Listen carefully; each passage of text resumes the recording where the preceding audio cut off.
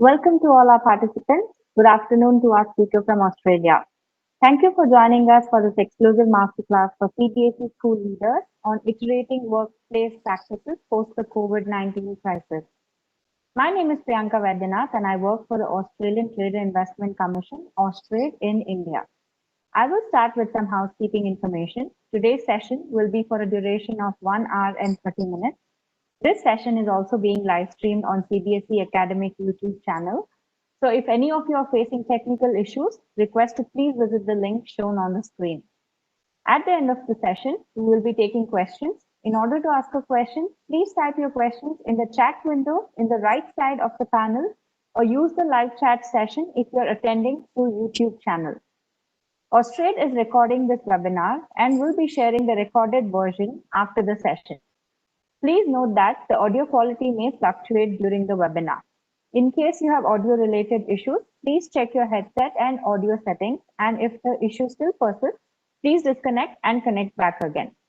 In case of any network disruptions, please stay online. We will connect back in a few minutes.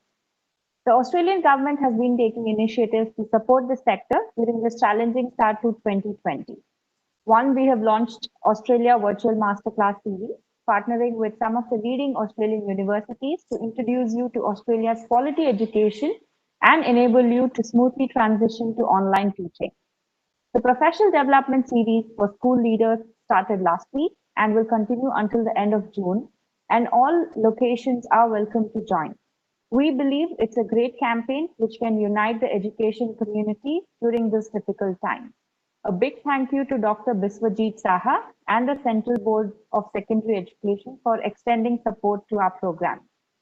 If you would like a deeper experience of Australian education during lockdown, you can discover the wealth of educational expertise Australia has to offer by searching for the Study Australian collection on the FutureLearn platform.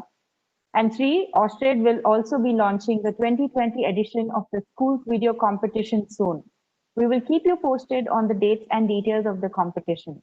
In this competition, we have had the brightest and talented students showcase their knowledge across various topics where they create videos and upload the same on YouTube.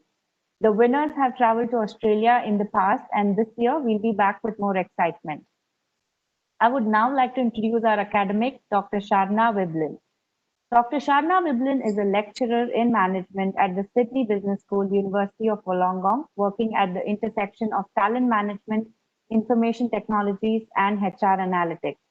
Her research critically analyzes how the concept of talent is defined in organizations, as well as the structure and desired outcomes of talent management policies and practices, including talent acquisition, talent identification, and talent development. Sharna is passionate about teaching and the processes of learning and treasures the opportunity of positively influencing and experiences all of her students. Over to you, Dr. Sharna. Thank you so much for that wonderful introduction. And yes, please let me reiterate that it is my absolute pleasure to be sharing this moment with you today as I'm sharing my screen.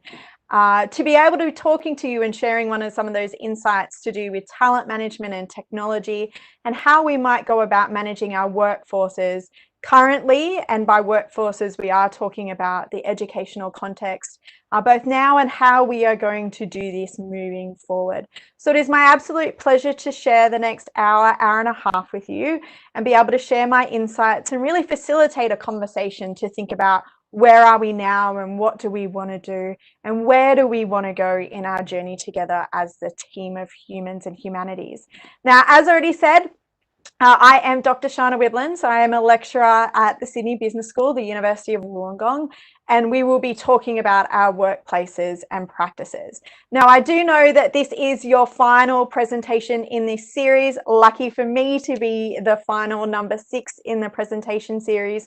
But in part of the conversation before we start, I want to share with you a little bit about that exceptional Australian education. So today I am representing the University of Wollongong. I am a lecturer there and I've been there for almost 4 years. And here are a little bit of oversight, some facts, some figures about the University of Wollongong. So one of the things that we are super proud of is that we're a really quite a young university. We are 50 years old within the context of our operations, and we just recently made it into the top 200 of universities and institutions worldwide, which was fantastic.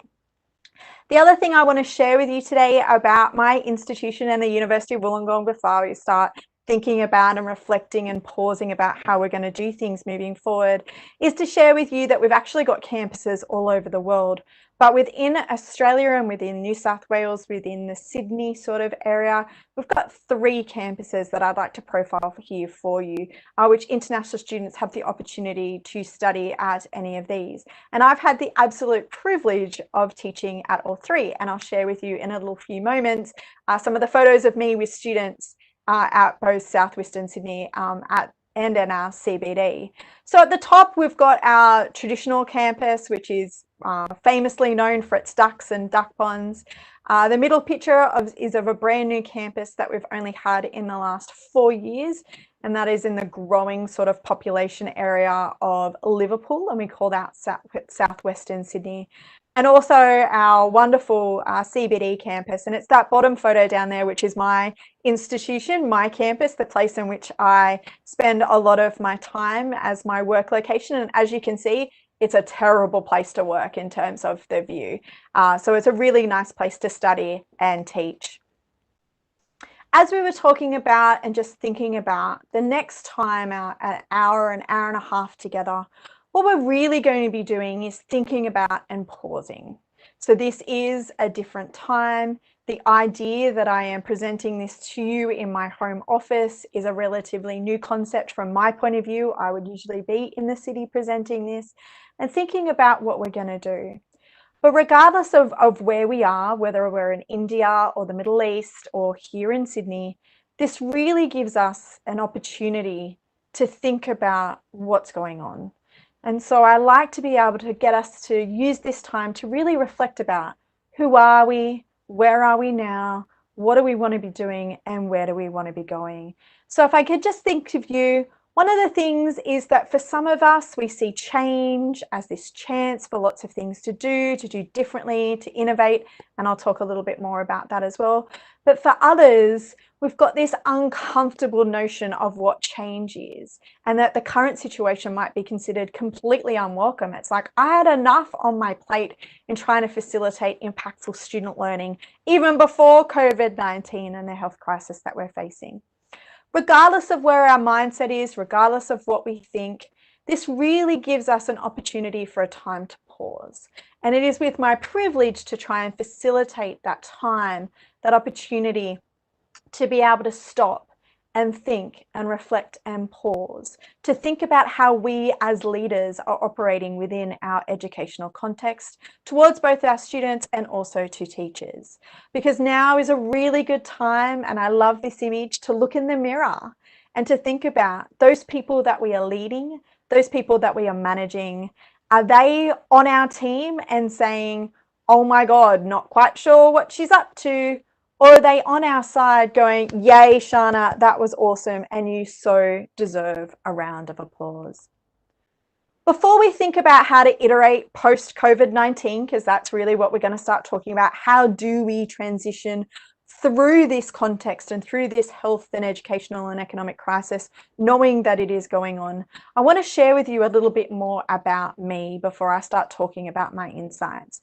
Because the way in which I view and frame the content that I'm about to deliver is really about my understanding and has inside of it, embedded with it, so many assumptions about my view of the world that I'd really like to share with you to help contextualize the conversations which follow. So firstly, in the introduction, it was talking about what I study. So I am a management consultant turned academic. I started in business and transitioned into academia.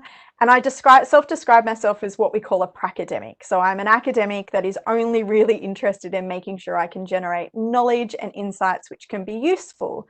And hopefully this is a forum where I am able to do that and provide you with some research-based insights which you can find useful.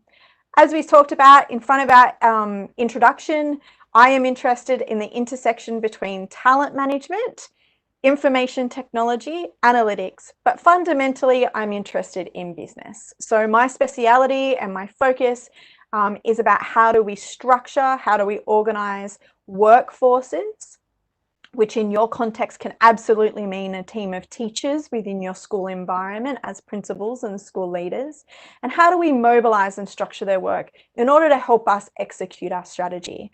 So I always joke, depending on the context, of some days I make an exceptional business person and a terrible academic, and other days I make a terrible theoretical academic but a great business person, because that intersection between business and academia for me is really about who I am. I am also interested in technology. So I know from my readership that I actually get a lot of reads about my work to do with human resource information systems. So if any of you are fascinated with that, you can find me. I write about that as well. If you don't know what I'm talking about, absolutely, let's click through. The other thing that's really useful to help contextualize the sort of positivity that's going to come with the sentiments of what we're talking about today is that I have a whole pile of rules and guidance statements that kind of shape my ideas, my values, and how I allocate my time and attention. But this thing is the screensaver on my phone and has been for 3 years, and it's really useful within the current context, but it was part of me doing that before COVID-19, is that I really do try and focus on the everyday rather than the someday. How do I make today's day better? How do I improve the world today? How do I facilitate a conversation that might make somebody else's day more useful? What can we do today that is no less important than what it would be someday? That's Bora Bora, by the way. It feels like a lifetime ago. The other thing, because we're going to be talking about what can we do to iterate, and to iterate means it assumes that we're going to improve the processes today when talking about COVID-19, is that I have a mindset that thinks that the world is full of possibilities. So when I approach a conversation or a problem or a challenge, I will feel very uncomfortable, much like all of us will when we feel that there are elements of our lives and our security that are disjointed, and we will talk about that as a team in a couple of slides. But I really have that idea that things are full of possibilities, and I love the idea of experimenting. So that innovation, that creativity, the idea of we've got a challenge, we've got an external shock in COVID-19. How can we actually frame this as a possibility to try something new or try something different? Or as we're going to talk about today, iterate what we do within our schooling systems. We were introduced before about treasuring the opportunity to be an educator. And I think coming from business and my focusing on the everyday rather than the someday is I really do treasure every single class with all of my students, regardless of where they come from or regardless of what we're talking about in terms of topics. But sharing in somebody's educational journey is a complete privilege. And it's really nice for me to be standing or sitting in front of you today as such a collective group of exceptional people that also play such a pivotal role in teaching. What other profession do we get to have where we get to create all the other professions? It's an absolute privilege from my point of view. I showed before that we had the Southwestern Sydney in Liverpool. This is just a picture, a bit of an overview of what that particular classroom looked like that I taught. My first year at Wollongong, again, I consider it a privilege to be teaching first years. They're brand new, don't have an idea of transitioning from high school where teachers, such as yourself, are more supportive into that university context where it's like, you've got 4 hours of my time, let's figure out what we're doing. But it is wonderful to share in higher educational history in Southwestern Sydney. And we can compare that to basically what I do now. So my speciality, the thing that I've really focused on in the last few years is that I'm an executive educator. So sitting within Sydney Business School with the University of Wollongong, my team that I am part of, we really do focus on the postgraduate aspect of that and teaching out of the Sydney campus as well as the Wollongong campus, but I teach execs. So there is the potential that one of you might end up in my class, but as part of that teaching of execs, I have my own MBA class, so my own Masters of Business Administration class, and I teach responsible talent management strategies. So we spend a whole subject together talking about how we can make more deliberate, intentional, and informed decisions about our people. So the other thing to share about is that when we are talking about workforces, when we are talking about strategy, when we are talking about managing people or teachers and students, we're all talking about the aspect of humanity. So one of the fascinating things about being a management consultant turned academic looking at workforce practices is that I get to study people. Trained as a social scientist, I get to watch how do we do things, what do we say, what do we not say, and also the role that individual perceptions play on how we manage our workforces or how we structure them, how we motivate them, how we keep them engaged, how we give them what they need in times of opportunity and also in crisis. And I love playing with particular things just to make people view things slightly separately. And you'll see that I've done us both a favor, particularly with Australia and India. We're on top of the world, team. So just a few flips of a chart, the world as we know it, turn it upside down. We've got a duck on the left-hand side. I always love the image of the duck. And then, of course, Australia is no longer down under. We are definitely on top. So with that, I really wanted to give you an overview of my context, my ideas, my thought processes, because we are going to spend a little bit about thinking about your own understanding. What is it that you see? What is it that you feel? And because what you see and how you feel is going to influence how you act in terms of your leadership, in terms of the ability to bring your groups of teachers together, in terms of how you as teachers and school leaders are going to foster that student learning with some form of continuity post COVID-19. So what we really need to do is think about you, your own understanding, because how you see, how you feel will influence how you act and also the human that you're going to be. So today's session is going to be a little bit interactive. There are a number of you, which is absolutely fantastic to be able to talk with all of you this evening. There's a wonderful team behind the scenes that's helping with the chat functionality. But I'm going to ask you and prompt you to share your ideas and your thoughts in terms of what is it about your own understanding? How are you framing the current context? How do you feel at this moment inside? And if you don't feel comfortable sharing that in the chat functionality, that is no qualm. You can write that on your own piece of paper or think to yourself, how is it that I do? So the first question that I want to pose to us, team, is when you think about COVID-19, how do you feel and what do you see? So if you just think of some words, some statements, some idea, how do you feel? What comes to mind straight away? And what do you see? What is it when you look around? What is it that you see in the context in front of you? I'll just give you all just a couple of minutes to think about that. What is it that you feel and what is it that you see?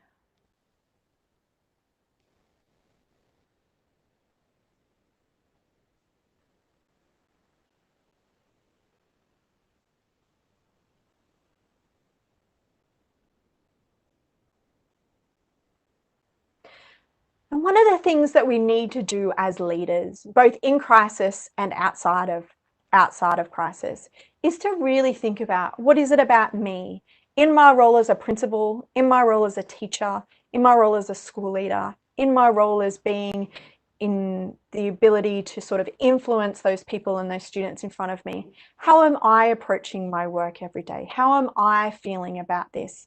And what do I see around me? So the other question that we're really going to think about in terms of specifically COVID-19, and again, binary, very simplistic, zeros and ones for computer programs, I appreciate that and acknowledge that it is way more complicated. But if we were just looking at the spectrum of sort of how might we feel, I want you to take just a minute and go, do I feel curious or do I feel overwhelmed with all the ambiguity?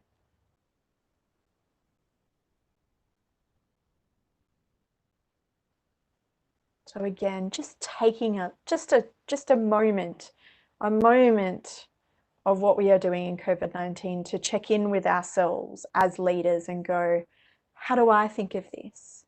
Do I think this? Do I feel curious? I wonder what's going to happen post COVID-19. I wonder what the world's going to look like.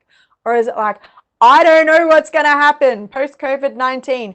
I don't know what the world is going to look like.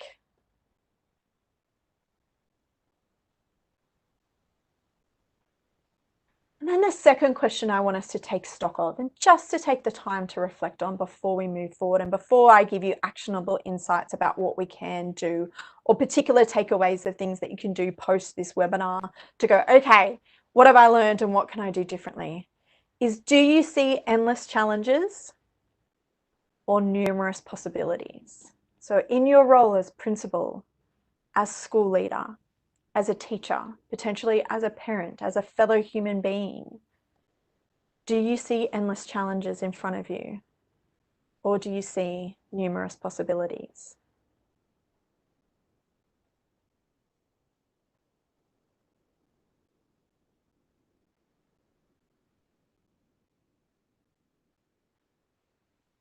And again, this is a skill that we can use every day, every moment, to just take that small moment to check in and go, what do I see? How do I feel? Because one of the things I have the privilege of studying is how what we think, what we see influences how we act and how we treat people in workplace contexts.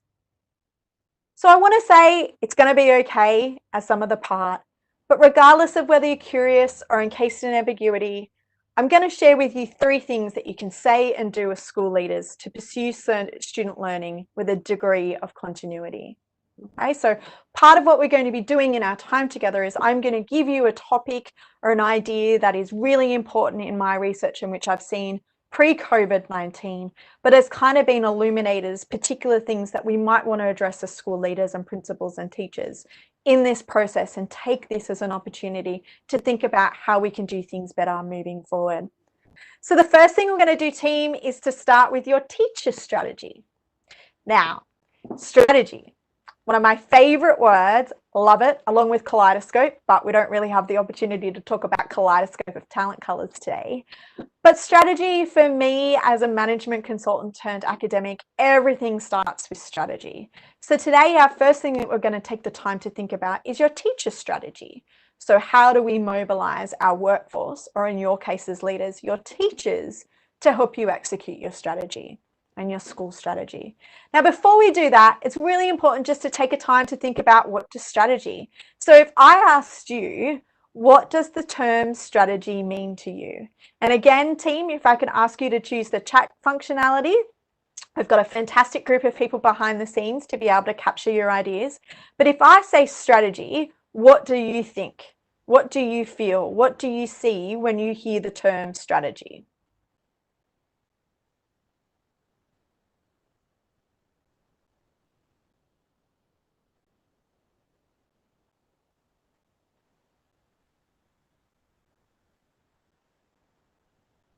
Okay, so I can see a little flick up the top.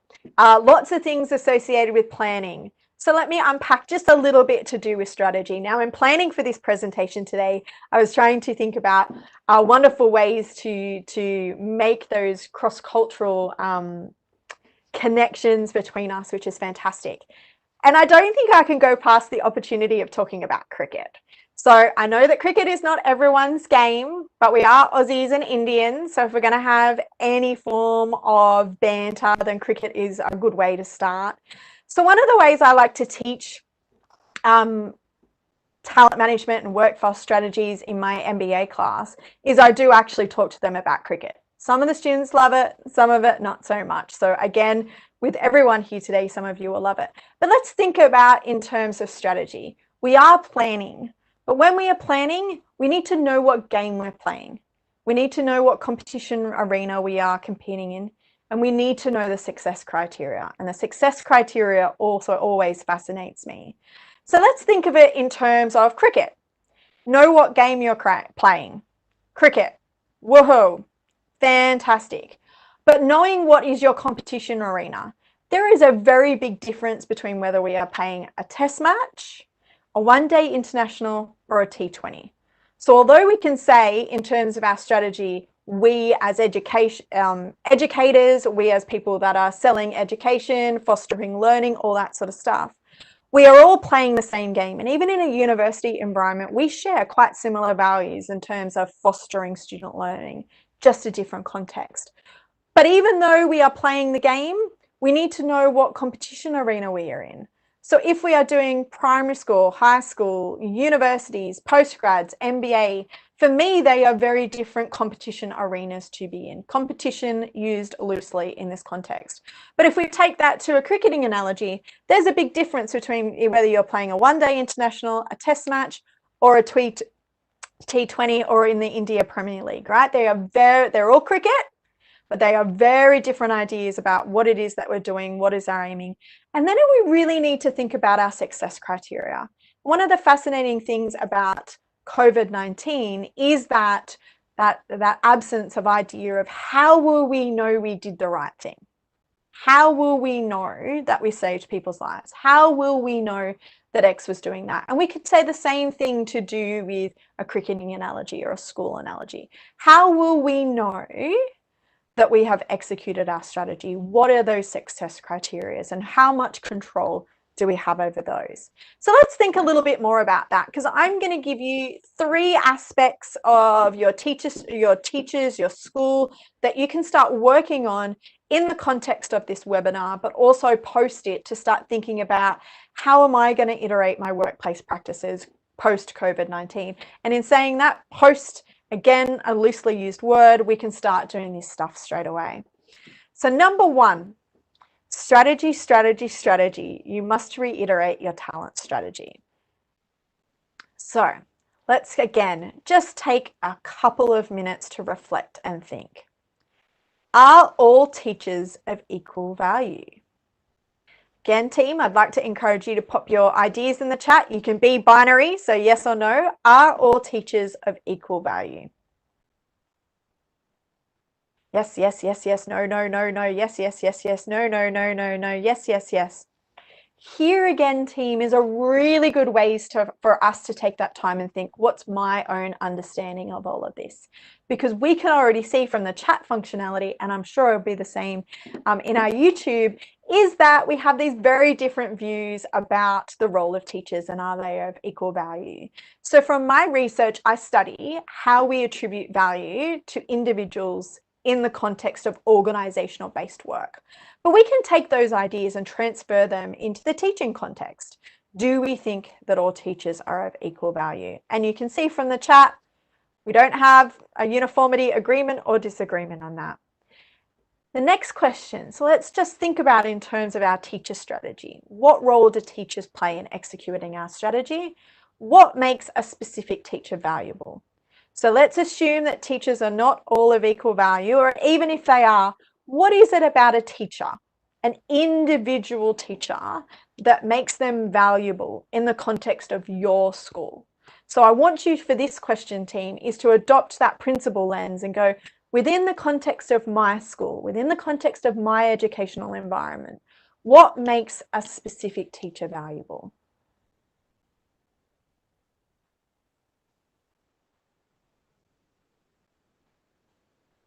And again, I'm just watching little tiny things flick up on the top to keep in mind.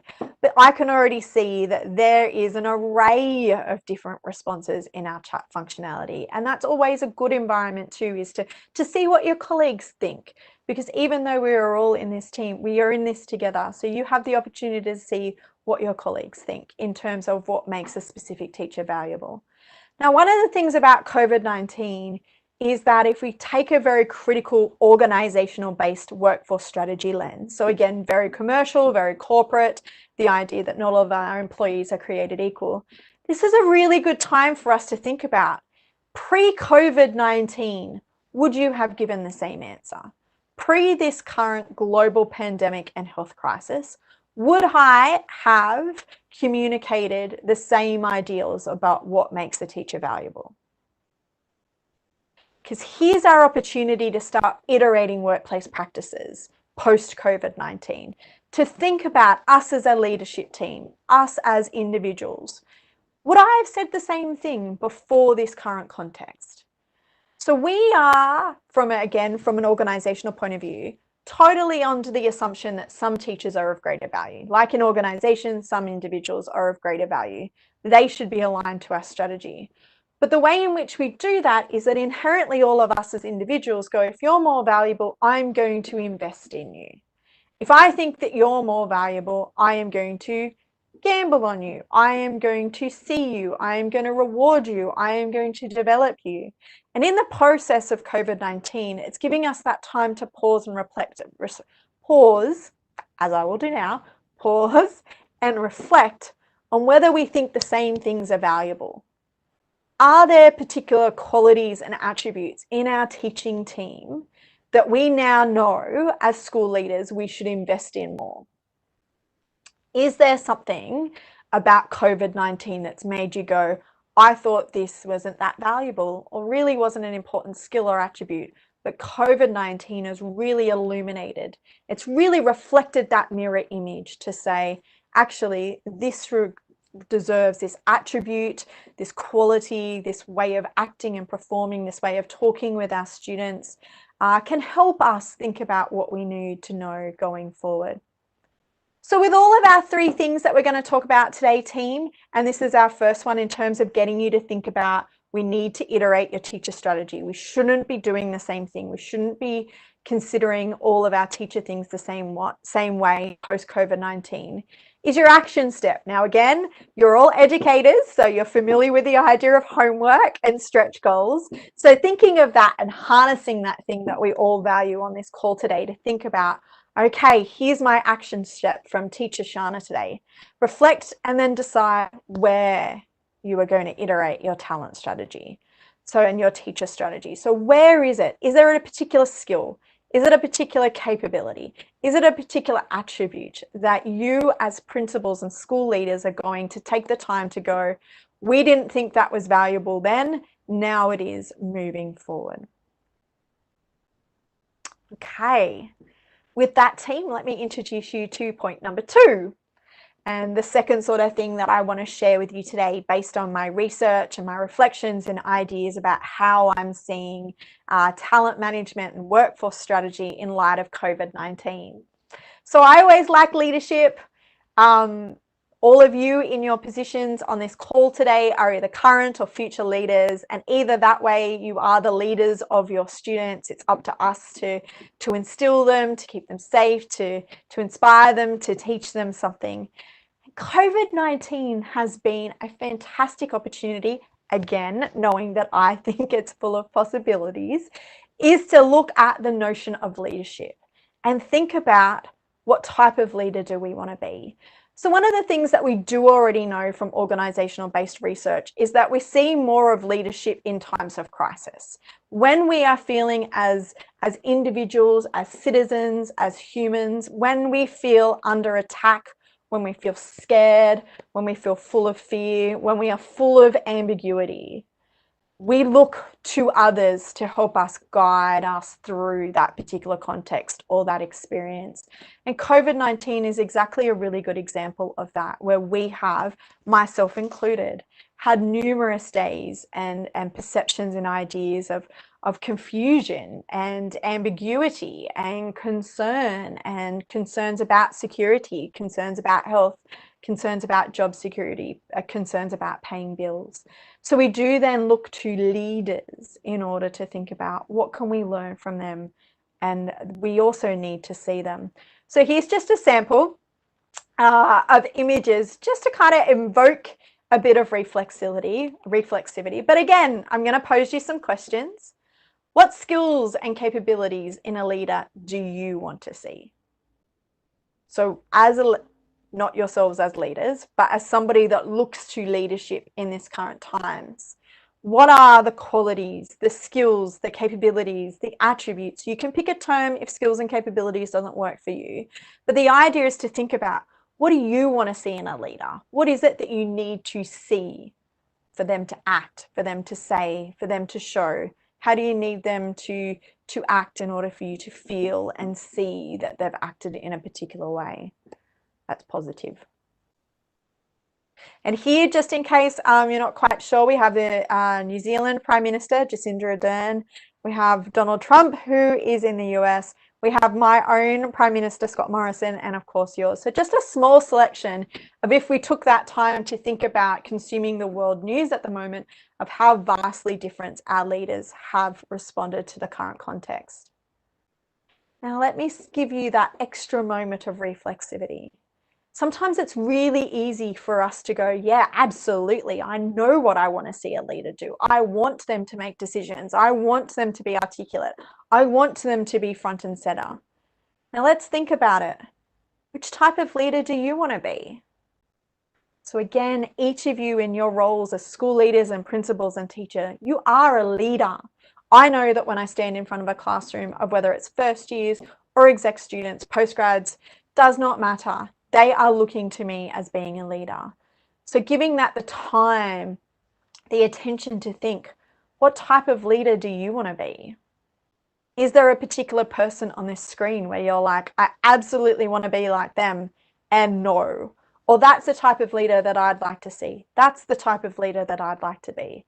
And then again, team, I just want to encourage you to think about, what is it about that person? What is it about what you have seen them do? What is it about how they've made you feel? What is it about how they have acted that has made you go, they warrant applause? Or are we looking at the mirror and going, they warrant critique or a round of applause? Now, must concede, totally professional crush on Jacinda Ardern. I mentioned that in lots of things in talking about the idea of talent and leadership. How do you get yourself to be a professional crush of somebody else so that they can come work for you? But it is really interesting as a social scientist to take the time to stop and take off my Dr. Sharna hat and put my Sharna Lee hat on and go, actually, how do each of these leaders make me feel in the current context? So team, if we think about that, you already know quite a bit about leadership. You're already in leadership positions and you have been for a while. I'm in no way trying to detract from the absolute credibility of the roles that you do. But we already know from all of the research and the empirical evidence, and this is not going away, that how we as leaders act, how we feel, how we talk really influences how people experience the world, both today and what I say yesterday. So please make sure that your teachers see you. Okay, I think one of the really important things out of COVID-19 from my point of view is it's really interesting and a bit disheartening, I have to concede, when I see leaders in the time of crisis absolutely disappear. They don't show themselves. They go underground. Or worse still, they go missing in action. They go MIA. In terms of crisis, we already know, regardless of whether people see it as full of possibilities or encased in challenges and ambiguity, that we still want to see those leaders. We still look to those leaders, and yourself included. So make sure, I would like to say, make sure that your teachers can see you and see you in however way you can make that happen. And then reflect about what is it about you that you're hoping that they can see. With that team and that element of reflexivity, again, homework. We're going to call it an action step this evening, but it's homework. It's to think about, okay, if I take this idea of leadership and seeing and feeling and acting and how we know what it is that we want to see in leaders and how do we want to be viewed by our team post-COVID-19, then I want you to devise a plan for 3 things. Okay, so after today, 3 things. Devise an action plan. I want you to think about, what type of leader do you want to be? What are some of the actions that you want to be known for? When people see you in your leadership role, what is it that they want to see? So I want you to think about, what are 3 things that you can start doing which align with the ways that you want to be seen?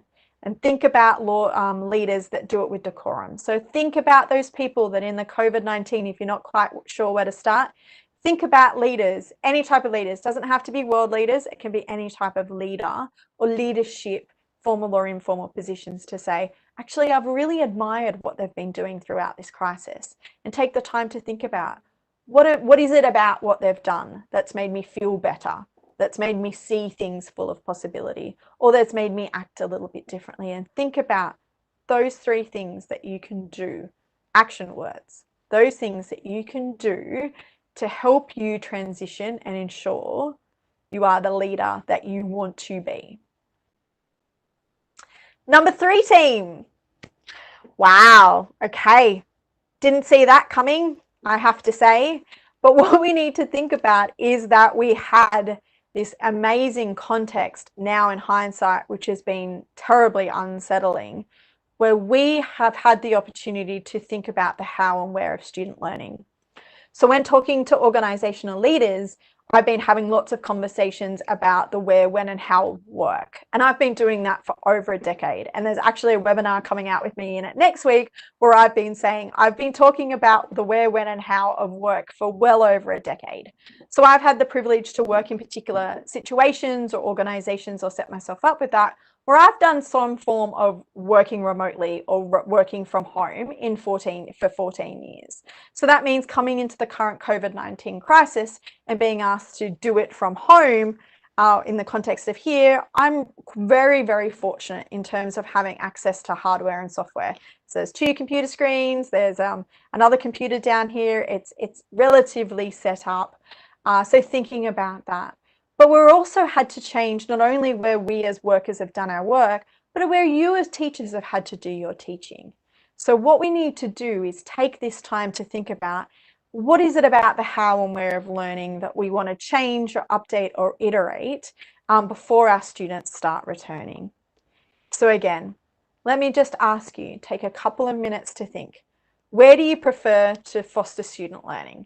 Is there anyone in our audience today that's listening to this? It's like, I would love the notion of homeschooling, or I love the idea of doing it remotely, or I can't wait to get back in the classroom. Get me in the classroom. I need to be in front of my students. Learning is face-to-face. So think about the where, the location, the physical location. How much of that, given COVID-19, has changed our view about the where of student learning? Classroom, in the classroom, remotely, classroom, classroom, anywhere, classroom.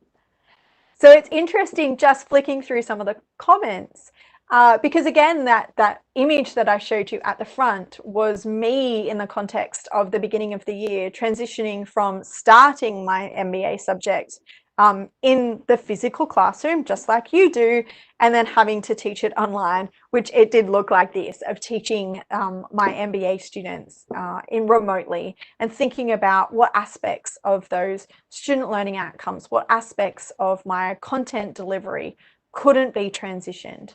So let's think about, because one of the things about COVID-19, if we think about it in terms of opportunity and possibility, there might be more opportunities to think about the where of learning.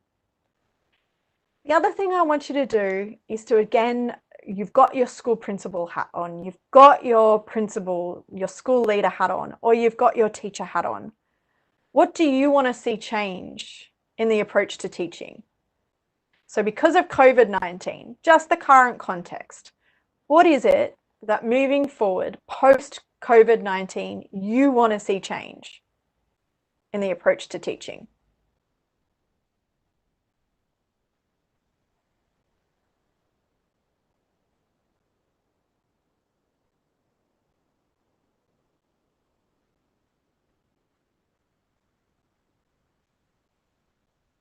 Okay. So again, thank you so much everyone for sharing your ideas in the chat functionality with everyone. So there's so many great ideas there already in just flicking through about what do we want to see change. So again, if we take that reframe of total ambiguity to a world of possibility, what does this current context give us and post COVID-19 that we have the opportunity to change?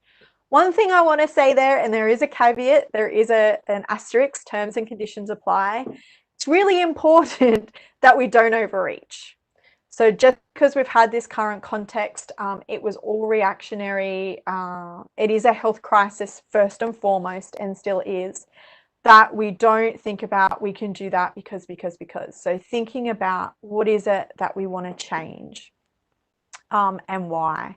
So from my point of view as an educator, I think it's fantastic when people are like, oh, because of COVID-19 and we have more remote learning, we can now get other people to call into our classes. And I sit there and go, I've been doing that for years. I've already had lots of people come in and talk to my classes. COVID-19 is great because I can get other people that don't need to travel to Wollongong, but that might really be the way in which to get us to think about student learning. What is it that we can use this as an opportunity to change? And again, team, here's our action step. So if we take that time to iterate our workplace practices post-COVID-19, there are 3 areas that we want to look at. We've got to think about our talent strategy. We've got to think about the type of leaders that we want to be and how we can start being those leaders if we haven't been doing so intentionally beforehand. And my 3rd action step for us, team, is to identify 3 things regarding the past way of teaching which are now out of date or require an update. So just like I want you to channel your mobile phone provider, the idea of the software provider or your computer provider, or even WebEx, they're currently updating their stuff now. So what is it that we want to put as school leaders and as principals and teachers?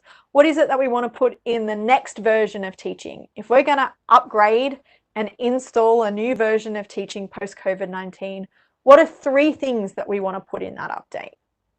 What are 3 things that we might be able to call upon ourselves and our teaching team to think about? What do we consider, okay, well, we didn't really realize that was a bit out of date, or what is it that we want to iterate and update moving forward? With that, we're coming very closely to the Q&A, and I know there's lots of people here, and I've hopefully given you some things to think about, but there's 2 more things from me before we open the Q&A.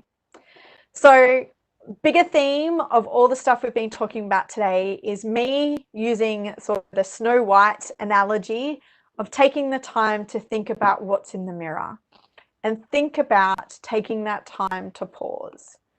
So we've got to look in the mirror, all of us as leaders and humans, to think about how are we feeling, how are we seeing, and more importantly, how are we acting? And if we looked at ourselves with some reflexivity, do we reckon that we'd warrant some critique? Big concern about that one. Or is our team of teachers and our school and school leadership just giving us a standing ovation and clapping with applause? But regardless, okay, regardless of whether you take away from this presentation today to go, I might be a bit more on the critique side than I'd like, or there's ways that I can fundamentally get to the applause side, is to think about how we each feel, how we each see. Because how we feel and how we see and your own understanding will influence how we act. And regardless of whether we're encased in ambiguity or we think the world is full of possibility, we're all being asked at this current COVID-19 time to act with elements of humanity. My second thing and last thing that I want to share from you is that I know and I understand the pivotal role that teachers play in shaping who our kids will be. So I myself, I have 3 little cherubs, they're not home, so I can call them cherubs, 3 little kidlets. And one of the things about COVID-19 that I've learned is that I am not a great homeschool parent. Not at all. I might be able to teach in university context, but trying to teach narratives and adverbs for my primary school children, not great at. But I already knew that before COVID-19. I already knew and appreciated with undue gratitude the role that all of my kids' teachers play in shaping who they can be. Because that role of being a teacher, a leader, or having access to students and forming them, it is an absolute privilege. And I like to approach all of my teaching, even in a university environment. It's not what you have to say, but it's what your students take away. And again, a kid will always remember how you make them feel. And I want to, in closing, send you all a virtual hug. So as a teacher to teacher, as a parent to parent, as a human to human, regardless of where we are currently located, I want to extend a huge thank you, because what you have been asked to do in the current context of trying to facilitate student learning in this context and health crisis, you all deserve a physical social distancing, of course, but virtual hug. Because from me to you, I'm incredibly grateful for all that you have done. One of the things to do with this is that some of my presentation tonight is associated with an opinion piece that I wrote for the University of Wollongong. You can access that by Googling my name, and then it's on my site, but also at the University of Wollongong. And if you'd like to type your questions in the chat box, we will be able to have some form of Q&A.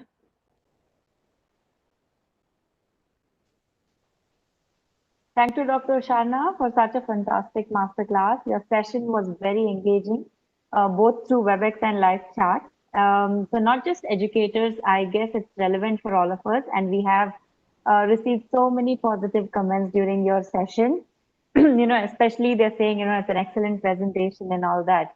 So we'll now welcome questions from the audience. And in order to ask a question, you simply type your question in the chat window on the right side of the panel or put a comment under your YouTube live video. I've in fact received a lot of questions. So here's your first one. Let's try and cover as many as possible. Yep. So how do we make students comfortable after this crisis in school premises? Is the first one.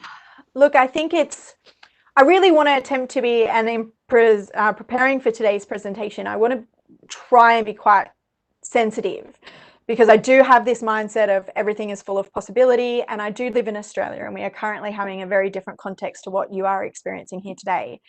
But I think when your students return to the classroom, and your teachers too, so I always like to tell my kids, just because you become an adult doesn't mean you're less scared.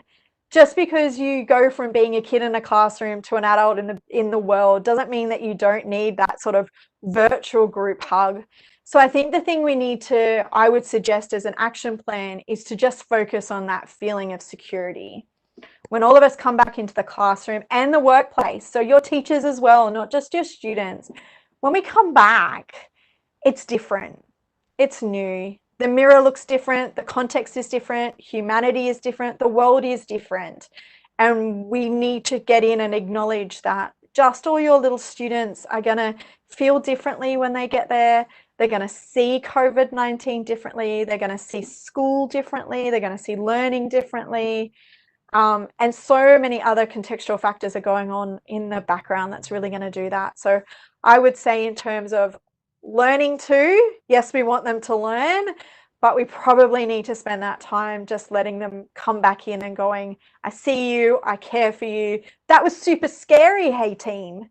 So let's figure out how we do that. And again, I would like to reiterate that adults feel the same way too, right? It's coming back into the school environment can feel super scary as well, not just for the students, but like, how am I meant to keep all these little children inspired and learning and all that sort of stuff when they've just witnessed probably something that they should not have, well, that has taught us a lot, but it might take us a while before we view it as a learning opportunity, and rather than a, oh my God, oh my gosh, That was a good one. So moving on to the next question, since there's a lot of exposure to technology, how do you maintain a balance between online teaching and exposure of students towards technology? Yeah, look, I think that that's a great question and a challenge we've had for a while. So I have different viewpoints as a parent and as a teacher myself. So I do have that sort of cognitive dissonance. When I asked, where do you think that student learning should happen? I know that I am on Team Classroom. Regardless of the tech, I'm on Team Classroom. I also know, regardless of the tech, my MBA students get a book and a pen when they walk into my MBA classroom, and I make them write in a book and a pen. And Kiara is sometimes, the UAW team member, is really good in helping facilitate that. And that's because we know as teachers that students learn, it turns on a different part of our brain. So I think that part of pre-COVID-19, post-COVID-19, when we talk about adult teaching strategies and kids and how we learn and how we need scaffolding and double loop learning and all that sort of stuff, I don't think that that would change.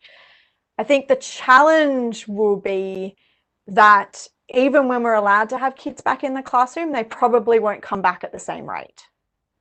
So then how do you try and stop making kids get left behind? And again, if we take my opinion, sample size of one, that everyone's going to need that kind of group hug security at the beginning of transition, then we probably want to be doing that in the classroom. But yeah, the blending learning is really interesting. I think the results are out. I joke, but I mean it seriously. I just do it with laughter that 2020 is kind of the year that no student learning happened. So our calendar year is, my kids literally just got their report card yesterday. Two of the three just got their report card, and it basically said they're still alive. Like there was nothing useful on it because the teachers didn't know how they were going. They were doing exercises at home, but the teacher was still trying to figure out, how do I take the classroom stuff and put it online? For some teachers like me, it's like easy done, no probs, WebEx, Zoom, Skype, chat, let's go, polls.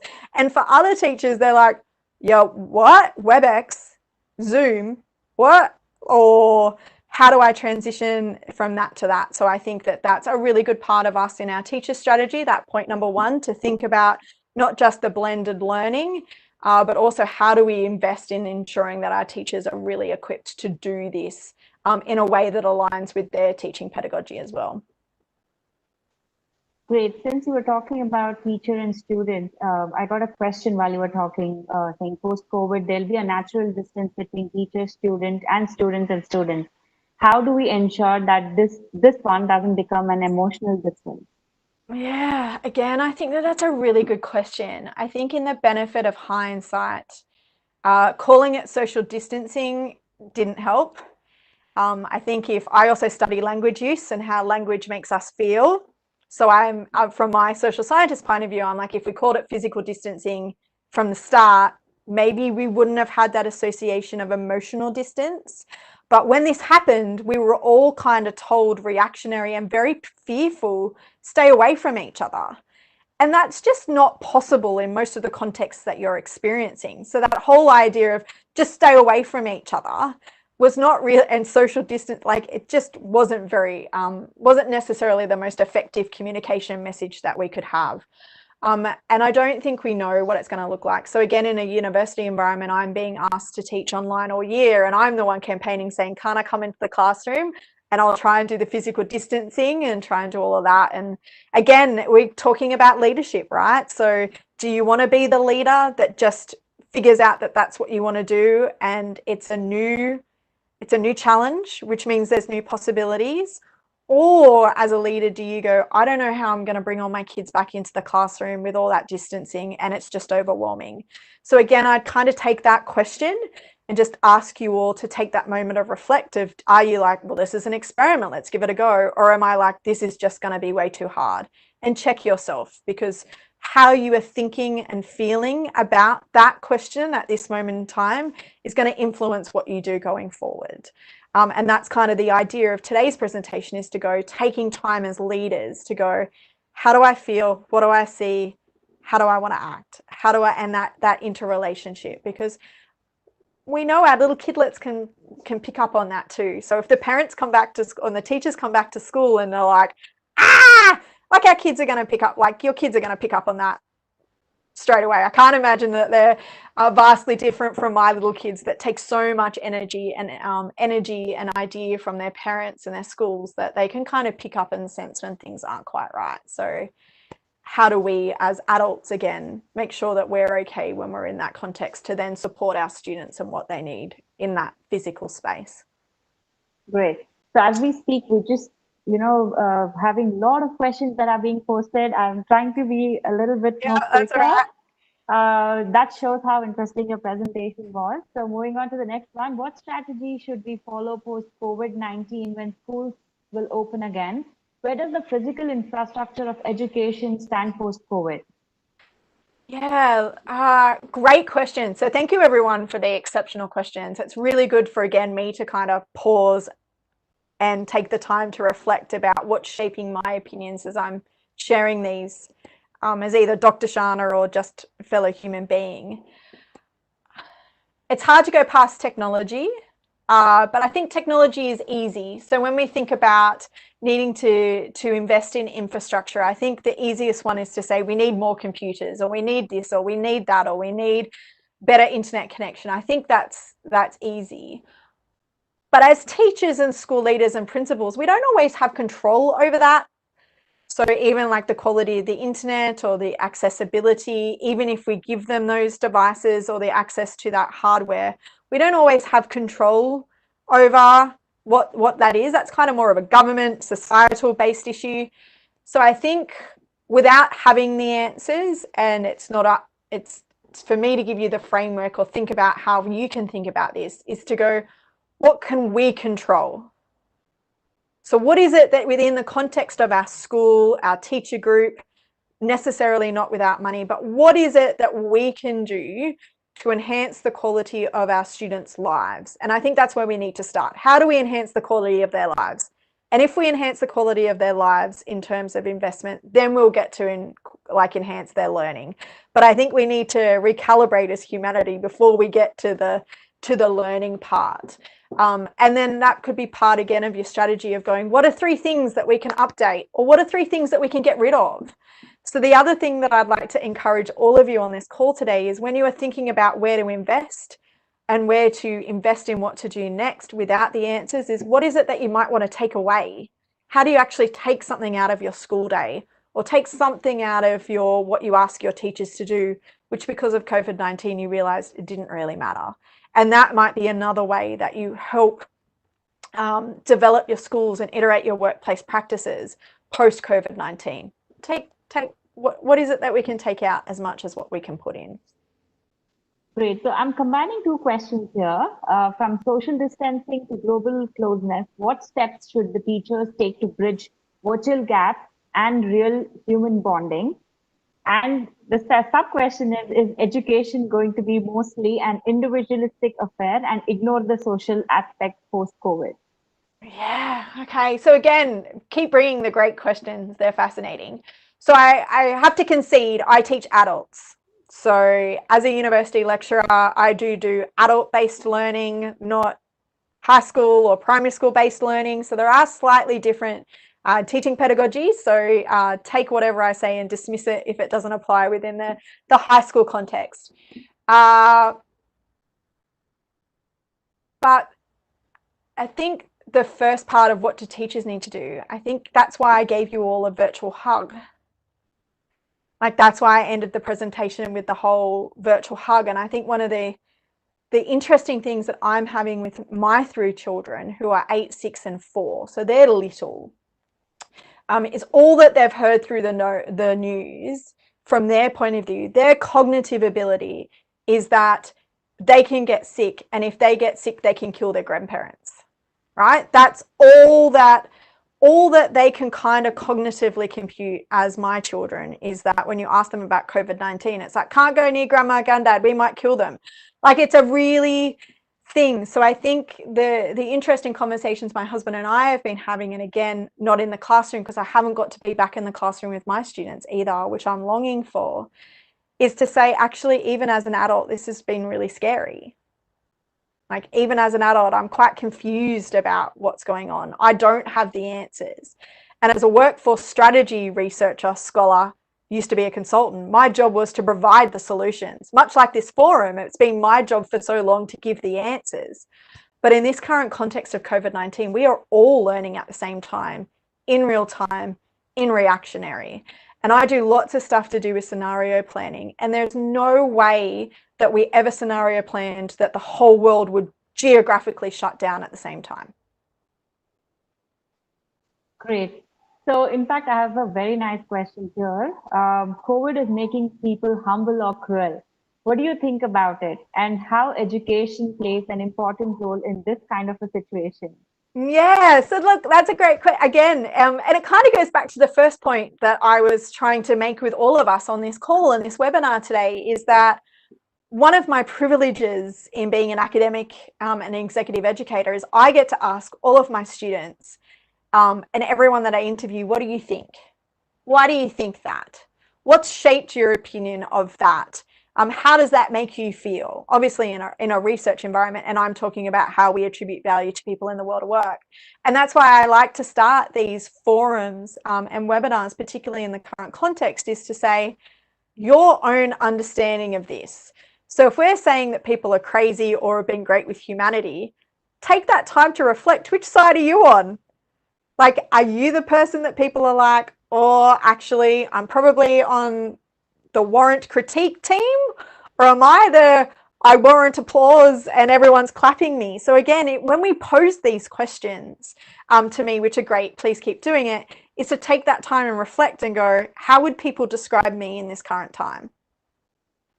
Because if we don't take the time to reflect on how we think and feel, then we don't take the time to think about how we want to act with decorum, which was the second thing about what's the type of leader you want to be.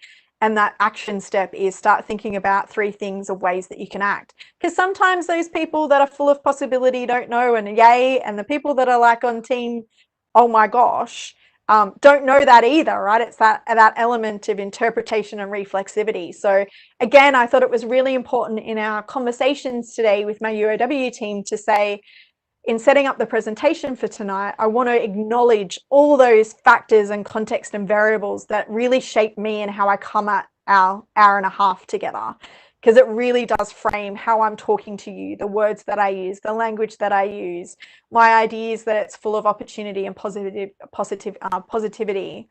But it's also a time where I'm absolutely encased in ambiguity as well. But I think it's that time to reflect, team, when we pose these questions.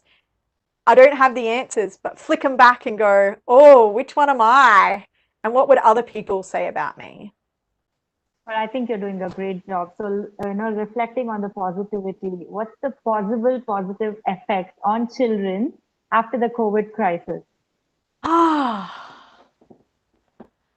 kids have realized I'm a really crappy teacher, and so they don't understand how I'm now teaching people in India, but that's a whole other conversation for another day. Your kids are always your biggest skeptics. That's a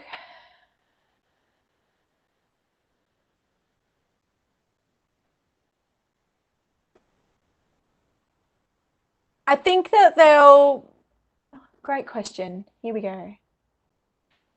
I think our students might realize that adults don't have all the answers. And I don't know if that'll be a good thing or a bad thing. But I think one of the things that COVID-19 is highlighting is that none of us had the answers. So even when I asked you to reflect on those 4 leaders and the leadership that we are seeing, nobody knew what to do, right? We didn't know whether to close down a country, to close borders, to give people 4 hours notice to go home, and like we just didn't know. And I think we can be critical and we can clap or we can critique with the benefit of hindsight. But I think maybe one of the things that kind of concerns me as a parent is that they might just realize that adults don't know everything. And the idea is like, somehow as teachers, even in high school, and I know in a university environment, if a student asks you about something, then they inherently think that you know more than they do and have all the answers. And I think COVID-19 potentially still ongoing is that we don't know the answer.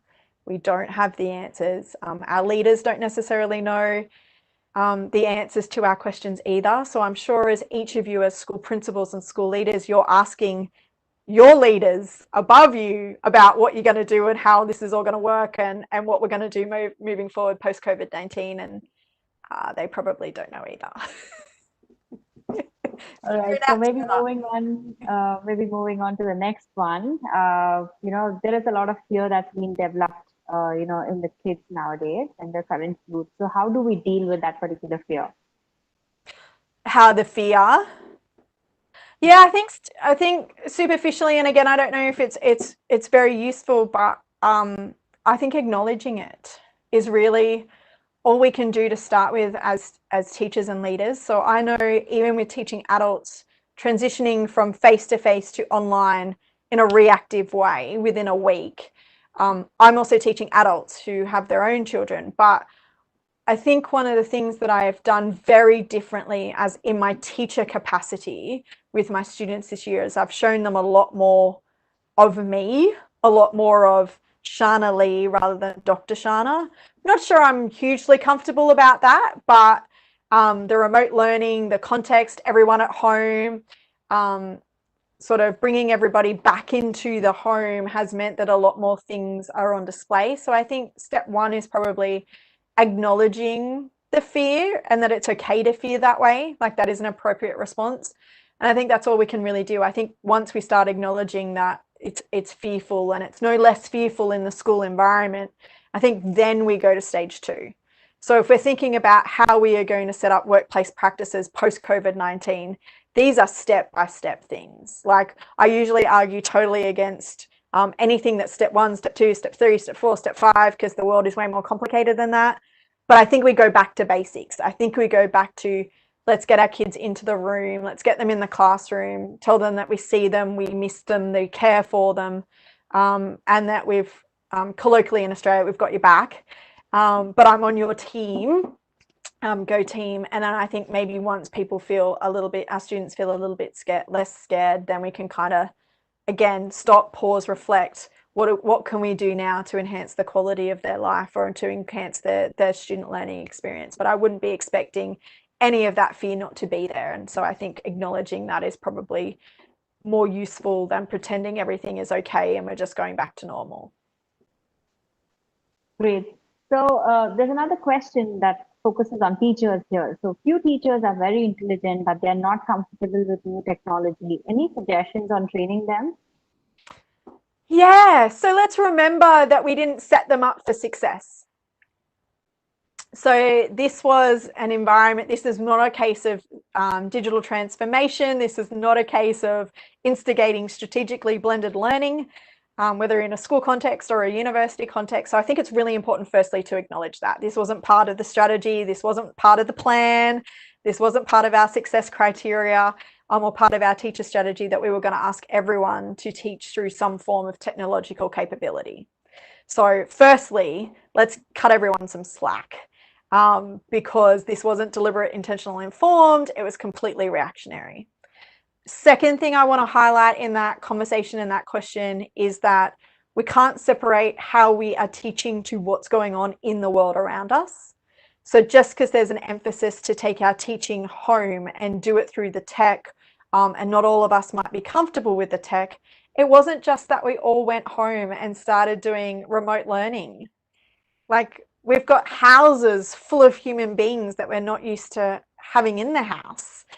We have family members that might be missing or we can't get in contact. We have other people in our family that are sick or worse. And so we weren't just, as school leaders and principals, we weren't just being asked to ask our teachers to learn a new skill. We were asking them to be some form of reactionary human being. And so as we move forward to give them the training, I think that's where we start talking about what parts of this blended teaching or online teaching are we going to keep. Because if your teacher strategy and your update means you're going to bring everything back in the classroom, then you turn to those teachers and you say, I understand that we put a lot of pressure on you in this context and we didn't set you up for success. We didn't train you beforehand. We didn't give you a chance to learn and iterate and practice. We just said, do it. And we thank you for the service that you gave us during that time and a time that we needed it. And say thank you. Great. So I think there's a broader question, which I think institutions across the world are facing. So the big challenge in the present scenario is financial crisis. And how can we prevent our education system from financial crisis? Yeah, don't have the answer, team. So there's one of the things that the opinion piece is based on is saying that COVID-19 is highlighting workplace flaws. And so if we talk about workplace flaws in terms of revenues and commerciability and sort of that operational revenues that we need as this grow, I don't have the answers of that.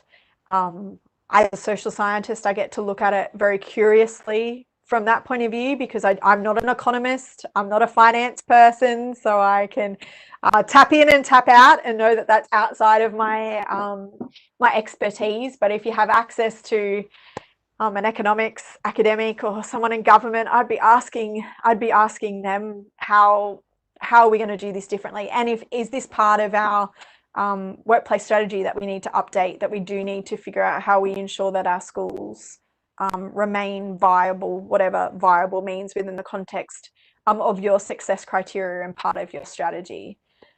Because schooling is such, from my point of view, I'm a huge advocate of everything that all of you do in terms of teaching and schooling and formal education. I'm a huge advocate and spend a lot of my time advocating for any form of higher education and tertiary education, regardless of what institution people study it through, because asking better questions and then hopefully getting some answers is something that I get the privilege of being able to do every day as part of my job, and I love it. So yeah, ask her, not my hat. That's a good one. So this is a very interesting question that I got now. how to correlate and bring harmony with the three things, namely see, feel, and act? Yeah, so that's a great question, and thank you for being open to the idea of kind of using that as a framework for our presentation today. So that it doesn't go feel, see, act. It doesn't go act, see, feel. It's not, again, a linear relationship. It's not one, step two, step three. The first thing I would encourage all of you to do is just take time to pause and stop.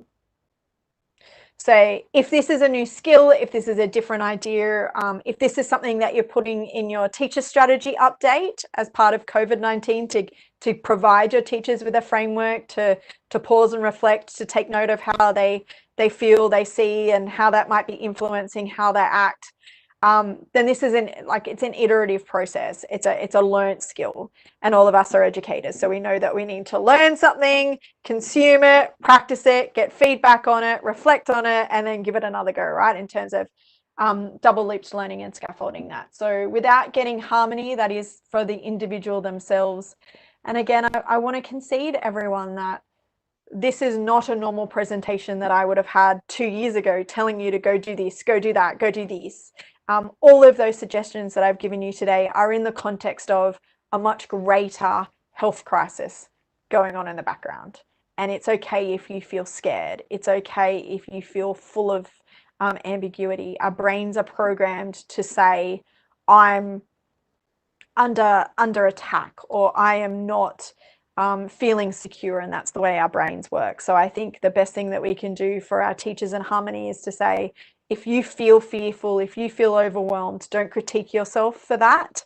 Give yourself a round of applause internally for saying, wow, okay, I'm now aware of how I feel in this moment, and now that I'm aware of that, I can now potentially take a deep breath and then act slightly differently.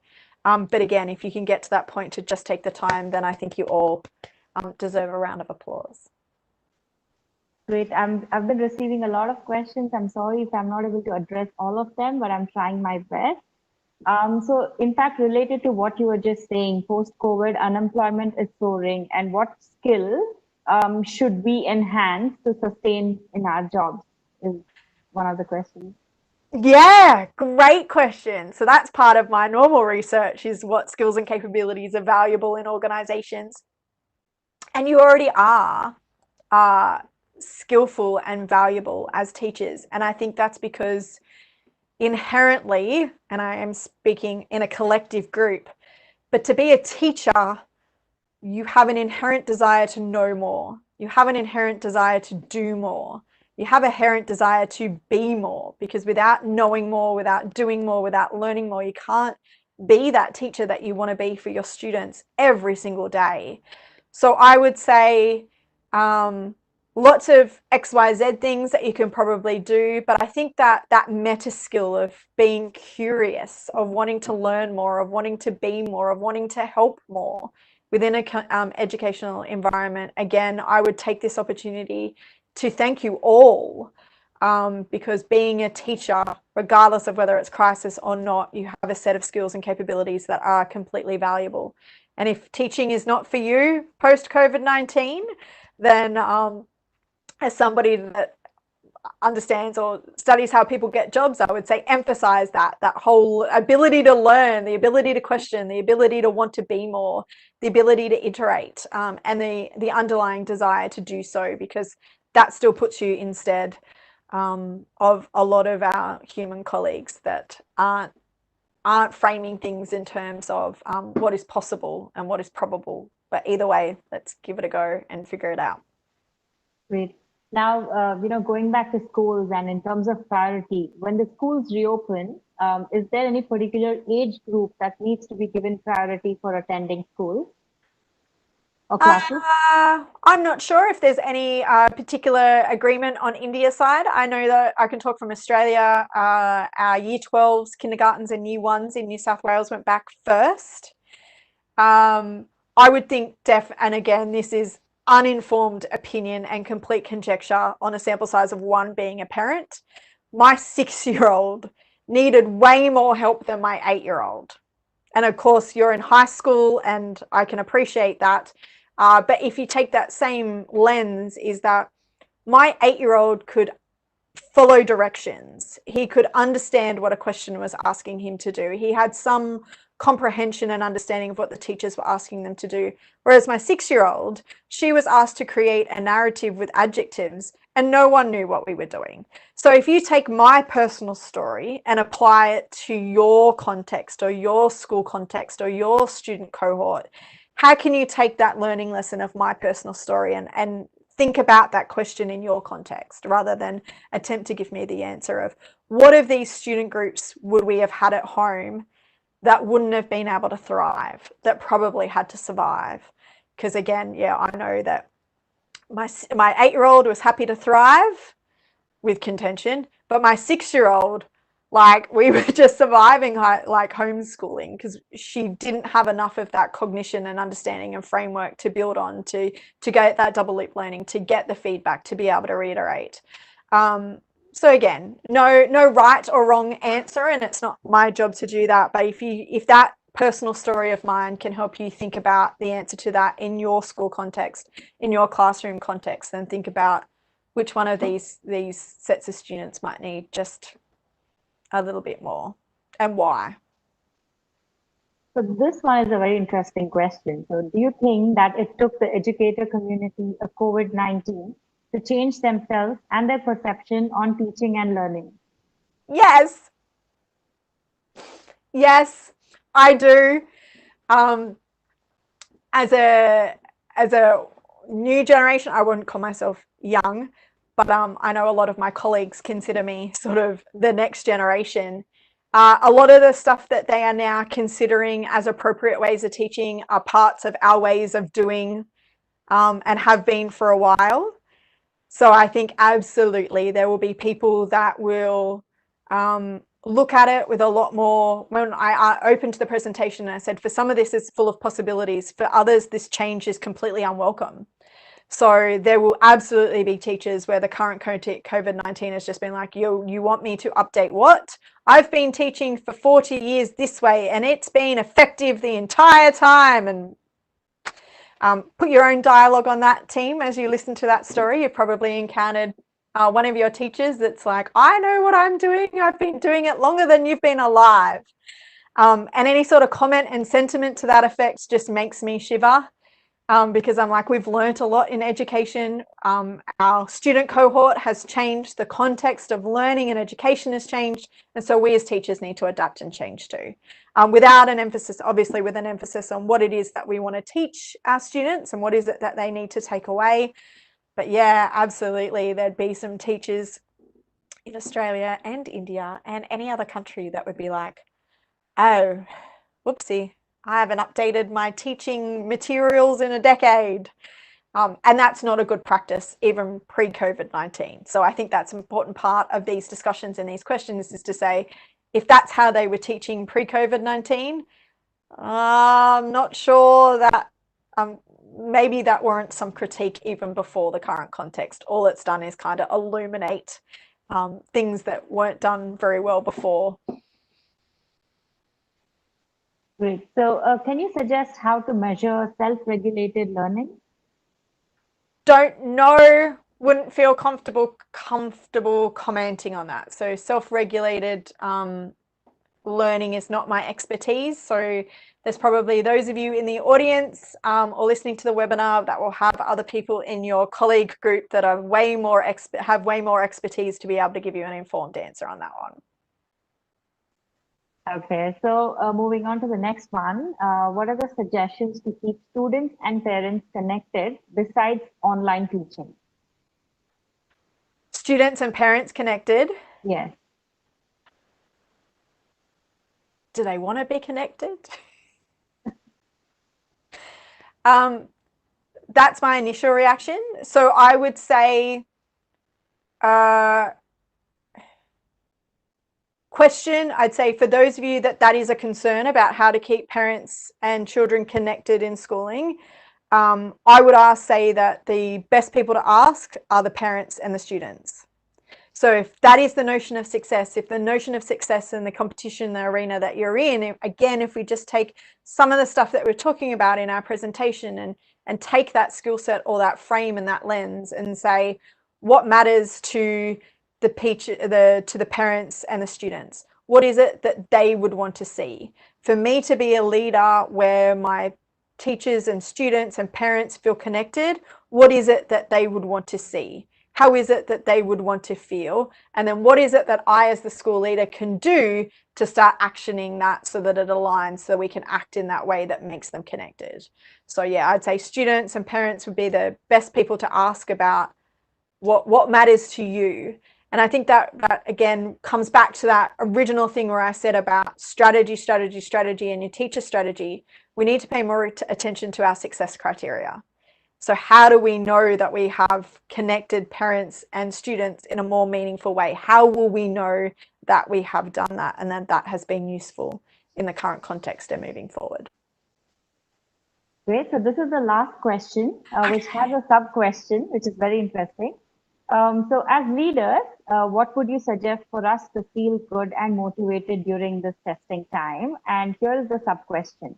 What's your key mantra for staying so lively and happy during this crisis? That didn't come from me, that came from the educators. Okay, so let me start with the second one.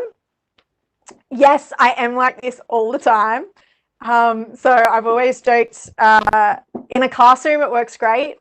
Be grateful you're not my husband, because he has to put up with all the energy for the 13 years of being married, plus more, and my kids as well. So I think the energy comes from alignment, probably. And that's why it was really important for me to, one, it's nice to know that can be communicated through a camera, that I can gauge your attention and you can feel that warmth, because that is part of my personal perspective of thinking about how do I think, feel, and act. I really do, from a personal mantra side of things, focus on the everyday rather than the someday. So I think every day is a blessing, and you can make it the best. And I want to make the world a better place every day. So that is part of what I aim to do. I also do think it's full of possibility. So again, I think that comes full circle with me telling you all a little bit about me as the starting point of how I come to this topic, and then advice on what teachers and principals can do. I think in the current context, I'd say give yourselves a break. So take the pressure down. We have this famous song, famous recording artist in Australia called John Farnham. And I wrote a LinkedIn blog post on it a couple of weeks ago, which I think resonates and will answer the question really well. But his song's called Take the Pressure Down.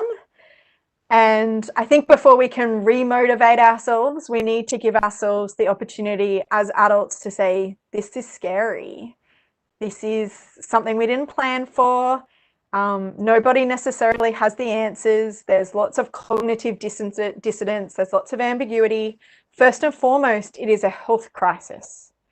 Then it's an economic crisis, and then we will get to education. But we can't forget about the motivation of this comes from us acknowledging, I think, that it's a health crisis, and it's going to become an economic crisis. It is a humanity crisis, because all of humanity is kind of being influenced and shaped by this.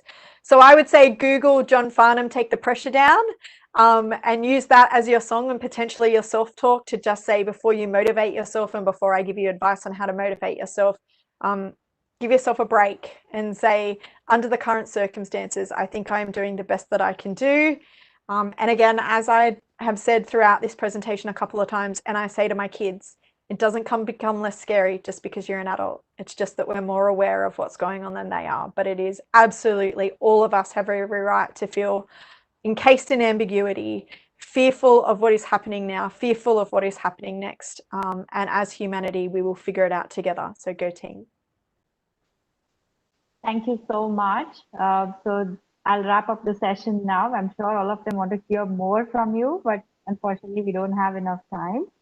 So I'm sure all the participants enjoyed the session. We would like to conclude this masterclass by thanking all the participants for their participation today and such great questions.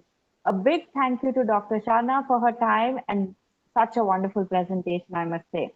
And we will send you a recording of the masterclass in the next few days. Thank you and have a good day. Thank you.